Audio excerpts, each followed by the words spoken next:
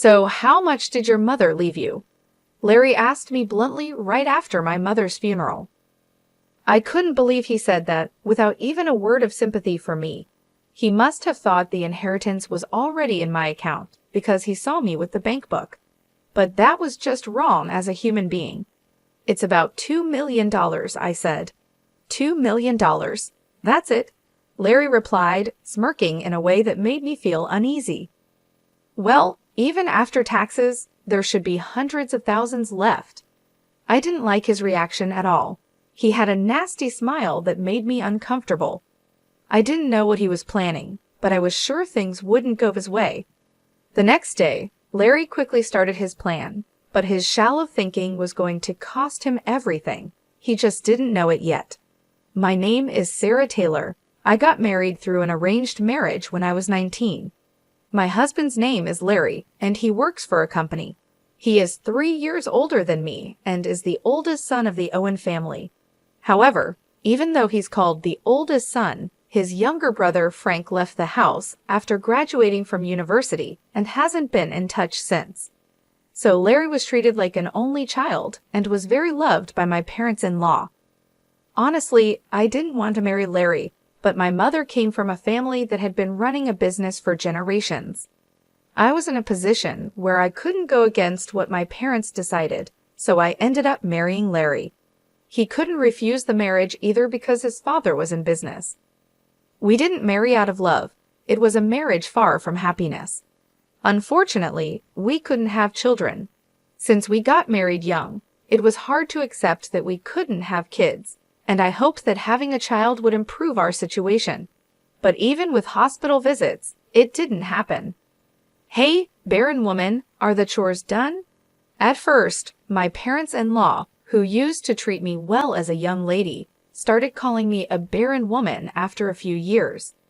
I mean, you should be able to make it happen if you just do what you're supposed to do. It's a waste of money going to the hospital. My father-in-law would say mean things to me every day, but Larry never stood up for me. While I was being scolded by my in-laws, he would either read the newspaper or take a nap, snoring away. Even when I wanted a change and said I wanted to work, he would say, "If you go to work, people will think we're not doing well," and wouldn't let me leave the house. At that time, it was common for women to become homemakers after getting married. However, living with just my mother-in-law was honestly a nightmare every day. No one would help me. I couldn't worry my parents by telling them, and I couldn't run away because our marriage was tied to work. Still, I thought I would be rewarded someday and desperately endured every day. However, no matter how many years passed, the situation never got better. 19 years after our marriage, when I turned 43, my father-in-law died in an accident. That incident led to the discovery that his company had been avoiding taxes. The back taxes and fines depleted our assets. Our property was seized, and the company went bankrupt. Although we kept the house, we had to let go of our comfortable lifestyle. I thought it would be hard for Larry, who was then 45, to find a new job, but my parents introduced him to one. Thanks to that, he quickly found work. But my mother-in-law became like an empty shell and aged rapidly. For a while, she didn't even have the energy to say mean things to me, which was a relief. But then she had a stroke and needed care. With this, I truly lost any hope of having a child anymore. I was already 43 and somewhat giving up in my heart, but this became the real turning point for letting go. Larry, as if it were only natural, pushed the care of his mother onto me. On his days off, he would lounge around just like before. "Larry, I wish you'd help with your mother's care sometimes," I gathered my courage and told him one day. Even if it were just on his days off or even for one meal, if he could help, it would mean so much to me. But Larry frowned and said, "Huh, I'm working, you know. Let me rest on my days off." Larry just didn't seem to understand. I don't really have what you would call a day off. After Larry's father's company went bankrupt, my parents started worrying about me. They finally said, "Come back home." But what would happen to his mother if I left now? We have a caretaker come once a week, but I can't imagine having the money to hire someone every day for this house. Even though I was treated badly, I couldn't abandon her. It just wasn't in me to do that. Eventually, Larry started leaving the house early, even on his days off. He said he felt uncomfortable if he stayed home and relaxed.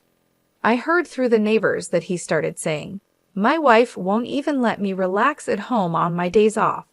He began taking solo trips, and the neighbors knew his mother needed care. Knowing this, yet acting as if he left all the caregiving to me, showed he didn't care about how others saw him. It was sad to see his mother, who loved Larry, being ignored by him once she got sick. Sometimes she would say, "It's because you're here that Larry won't come."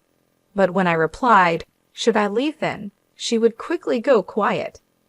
This went on for another 19 years, and the long caregiving period finally ended when my mother-in-law passed away, reuniting with her husband. I was about to turn 59. I had no love left for Larry, but I had come to terms with many things. Leaving didn't seem possible, and I would probably spend the rest of my days in this house. Larry was diligent only in his work, and this was noticed. Even after reaching retirement age, he was asked to keep working as senior staff. This allows me to live the way I do now. We were never a close couple, but I am thankful for this aspect. Our marriage wasn't good, but Larry never tried to kick me out. He probably thinks it's too late for that now. He still prefers being out of the house on his days off, so I've come to enjoy my alone time. I've even taken up pottery as a hobby. I've made friends at this age and am spending days that I can finally enjoy for the first time since getting married. But this seems to have annoyed Larry. "You're out playing while I'm working," he said, and one day he even burned my bag. I used the bag for my pottery class, and Larry burned it in the yard. "What are you doing?" "Don't get lost in weird hobbies. Just do the housework," he said. My pottery materials and my pouch were still inside the bag. Even pouring water on it was too late. It turned to ashes. I was really furious. I thought it was too late for change, but I still had a long life ahead. The word divorce crossed my mind, but just as I was considering it, another misfortune struck. My parents suddenly passed away. My father died suddenly from an illness, and a month after his funeral, my mother also fell ill and passed away. It all happened so fast, and I was overwhelmed with sorrow. My brother Jack had already taken over my father's company, and with so many people at both my father's and then my mother's funerals, I ended up bedridden for about a week afterward. It must have been mental exhaustion. My friends from the pottery class were kind enough to check on me, but Larry mocked me, saying, "How long are you going to sleep?" I was tired after Mom's funeral too, but I didn't sleep that much. It must be nice to sleep all you want without working. It might have been a valid point, but as words from a husband to a wife, it was really hurtful. The next day, I forced myself to get up and return to my daily routine, since I didn't have the luxury to enjoy my hobbies anymore. It was a bare minimum life, but Larry seemed satisfied and didn't care about my feelings. Then, sometime after my mother's funeral, I remembered that the payment deadline to the funeral home was approaching and looked at the bank book. Jack was busy with work, so I had promised to make the payment on his behalf. However, Larry saw me with the bank book and came over with a sleazy smile. "So, how much was your mother's inheritance?" I was shocked by his words. He said this right after my mother's funeral, without a single word of concern for me. He must have thought the inheritance had been deposited because he saw me looking at the bank book. But surely that's unthinkable for a human being. I answered dully, "About $2 million. $2 million? That's it?" he said, smirking with an unpleasant smile. "Well, even after taxes, there should be hundreds of thousands left." What an awful smile. I didn't know what Larry was thinking, but I was sure things wouldn't go his way. Without saying anything to him, I quietly put away the bank book. Finally, noticing the mood, Larry spoke up. "Well, you've had it tough. You should rest early today." It was unusual for Larry to offer kind words, maybe because he felt awkward. Far from making me happy, it made me feel sick. I didn't want to see his face anymore, so I went to bed early that day. However, something unexpected happened the next day. After breakfast, Larry left for work as usual. But then I got a call saying he hadn't shown up at his workplace. I was shocked because this had never happened before. Worried that he might have been in an accident, I hurriedly called Larry, but I couldn't get through. As I paced around restlessly, I walked into the living room and understood everything. On the living room table was a piece of paper.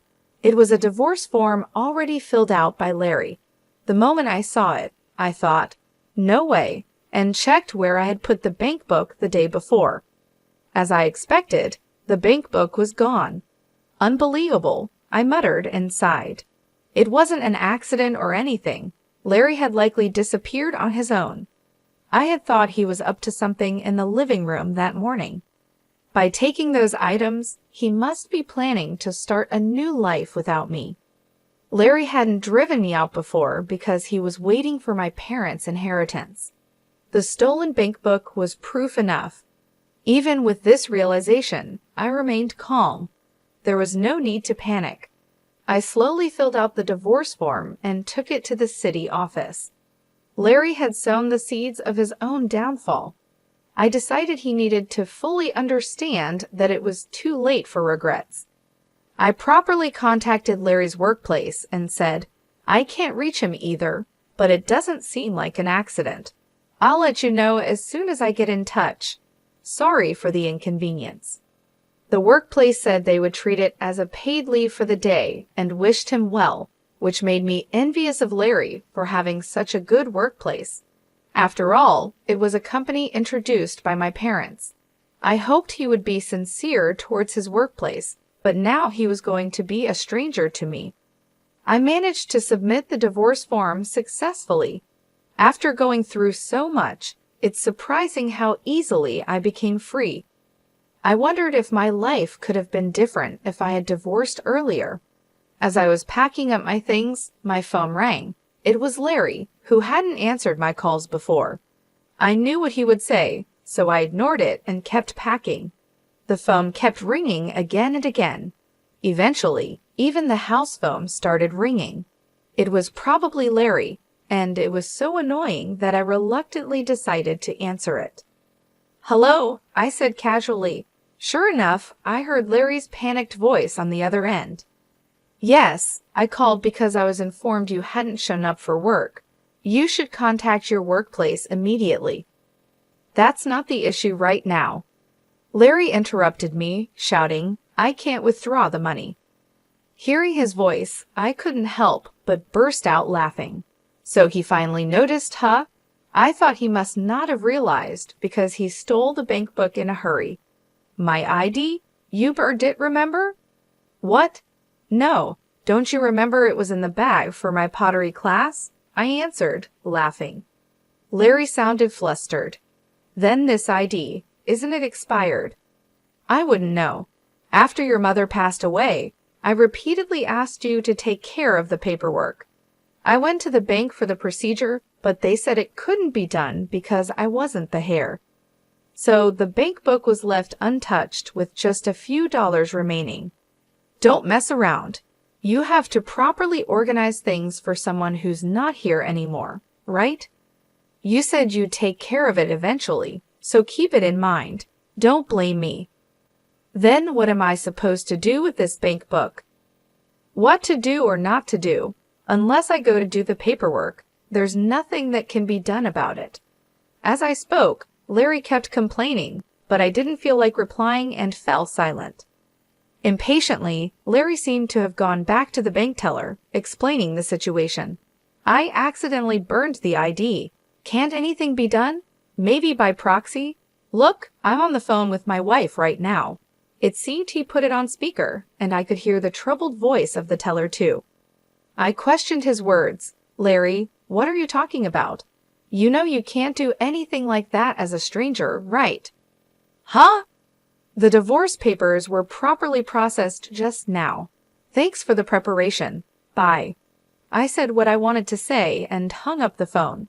I'm sure the bank teller heard my last words too. By now, Larry must be either pale with shock or red with anger. Just imagining it made me laugh. I knew I had to leave the house before he returned. With that thought, I quickly packed my things and left the house. My destination was my family's old home, which was empty after my parents passed away. I had inherited that home as well. My mother's assets from running her company totaled $15 million. However, inheriting a large sum of cash wouldn't be safe if Larry found out, especially since we had no children. So I inherited just enough to live comfortably, about $2 million. The rest was the family home, my mother's beautifully preserved dresses, and my father's antiques. If these heirlooms were appraised, they would be worth a lot. I had my brother Jack's permission for this arrangement. Jack had moved out after getting married and was worried about the family home becoming vacant. He had children and had taken over the company, so he was happy to inherit just the cash. We completed the inheritance discussions peacefully. After arriving at the family home, I informed Jack that I had divorced Larry and would be living there. He said, "If you are going to live in the family home, it won't be empty, which is a relief. But are you really okay with divorcing Larry, Sarah?" "Yes," I replied. "We don't have children, and both our parents have passed away. If we both want a divorce, then it's for the best. I want to restart my life, and I have no regrets." Jack was worried about me being alone, but living as Larry's servant for life would have been worse. Besides, if I could spend the last moments of my life in this house, where I had many memories with my family, even if I was alone, it would be happiness. Larry kept calling me many times after that, but he didn't think I would be at the family home and never came to visit. That day, I spent alone in peace. The house was lonely without a family, but I felt relieved from the bottom of my heart. The next day, I finally gathered the energy to go make a deposit. The bank book was with Larry, and it was a bit troublesome to retrieve it. I decided to go around 5:00 a.m., assuming Larry would be asleep. When I got home and opened the front door, the smell of alcohol hit me. Wow, I couldn't help but grimace at the smell. Entering the living room, I saw beer cans scattered all over. My bank book was torn and left on the table. This is terrible. Tearing up someone's bank book like this, no matter how angry you are, is just wrong. I gathered up the pieces and put them in my bag. I also took a few clothes and went back to my family home. Then I headed to the bank. As I approached the entrance, I heard someone call out, "Sarah." It was Larry. He had been waiting for me. I noticed the bank book was gone, so I figured you'd come here. "Whether I come here or not is none of your business," I said. "Don't say that. We've been together for so long." Even though the divorce was finalized, he still talked like this. I ignored him and entered the bank. Larry kept trying to talk to me, but I firmly ignored him. That's when it happened. "Brother, isn't that Sarah?" Someone called out. "Frank, why are you here?" It was Larry's brother, Frank. Both Larry and I were surprised to see him. We hardly ever saw Frank, usually only at funerals. It had been about 43 years since I married Larry, and this was probably the third time I met Frank. He had wanted to cut ties with the family, but his parents, worried about their company's reputation, begged him to at least show up for important family events. Since we had met at my mother-in-law's funeral a few years ago, he probably recognized us. "Ah, I'm here for the inheritance of Mom's estate. Thought I'd check the balance and then inform you too," Frank said. Larry's eyes lit up. I was surprised too. I thought there was just a few dollars left in the bank account, but according to Frank, there were also investment trusts set up a long time ago and safety deposit boxes rented during their father's lifetime. Frank had heard about it from his mother before she passed away. She had sent him a message saying, "If anything happens, you take care of it." However, due to his busy life, it had taken him this long to act. Frank looked apologetically at me and Larry. There was a letter in the safety deposit box along with some jewelry. Mom said all her estate should go to Sarah. What? I was surprised by Frank's words, but Larry looked even more shocked. Frank pulled out a letter from the documents he had with him. I recognized the stationery because I had bought it for my mother-in-law. The letter clearly stated that all the jewelry in the safety deposit box and other assets should go to me, her daughter-in-law Sarah. I could picture my mother-in-law writing it carefully. I remembered asking her if she needed the letter, but she had coldly replied, "It has nothing to do with you." Maybe she meant to write this letter at that time. I covered my mouth in surprise. "Sarah, you've been taking care of everything on your own, right?" Frank said. Despite the mean things my mother-in-law had said, she was sorry and wanted me to handle the estate. She knew that if she told Larry, he'd probably try to keep it quiet. Next to me, Larry's face turned red, and he started trembling. Well, I never intended to inherit anything, but as the legal heir, I thought I had to handle it. It's just a matter of changing the name to Sarah, so that shouldn't be a problem for you, right, Larry? Frank said this casually, not knowing about our divorce. Later, I was called to the bank counter. Larry, without any purpose, just sat in the lobby, lacking the energy to follow. That day, I completed the reissuance of the bank book and the transfer for the funeral home. "I'll be going ahead, Sarah. I'll contact you again," Frank said, leaving Larry and me behind in the bank. I safely returned home. Frank contacted me again later, explaining that Larry had protested, saying, "Such a letter is invalid." But Frank convinced him, saying, "Respect Mom's wishes." However, unable to satisfy Larry, Frank visited a lawyer for free advice. Although the letter couldn't be recognized as an official will, the lawyer suggested that settling by discussion would be more cost-effective than hiring a lawyer. Larry agreed to the inheritance of the house. The investment trusts weren't worth much, and Larry reluctantly gave up on those and the jewelry. Thus, I formally received my mother-in-law's estate. If Sarah gets Mom's estate, I should get it from my mother-in-law, right? Larry argued with the lawyer, but that was a different matter. It was embarrassing. Even the lawyer scolded him. Larry couldn't accept it and finally tracked me down at the family home, showing up at my doorstep. I was wrong. "Let's start over," he begged, realizing he couldn't get anything.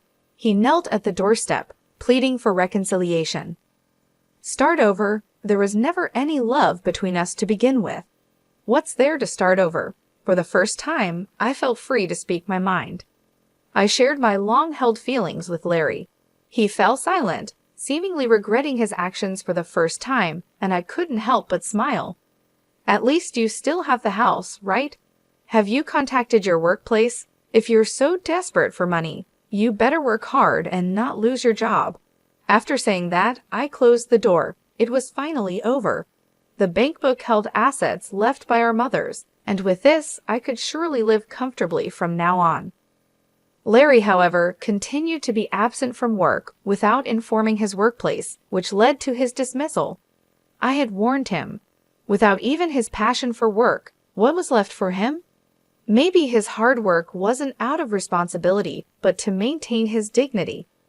Now, without anyone to show his dignity to and missing the easy money he thought he'd get, it wouldn't be surprising if he felt he had lost his purpose in life.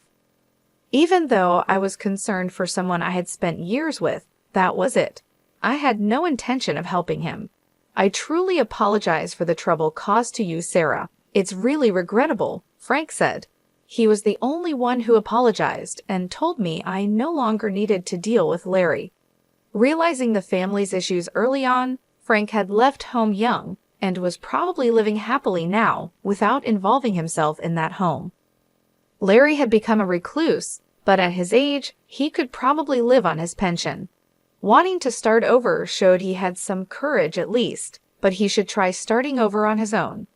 I began attending pottery classes again, and my friends were delighted with my return. I hadn't realized how enjoyable it could be to spend time just for myself. At the pottery class, I even met someone wonderful. Though I had sworn off marriage, being with someone who loves me might also be a form of happiness. Rather than being alone forever, it might be better to embrace new beginnings. It might feel too late, but just like with the divorce, it's never too late as long as you're alive. Anyone can find happiness, no matter their age. I believe that.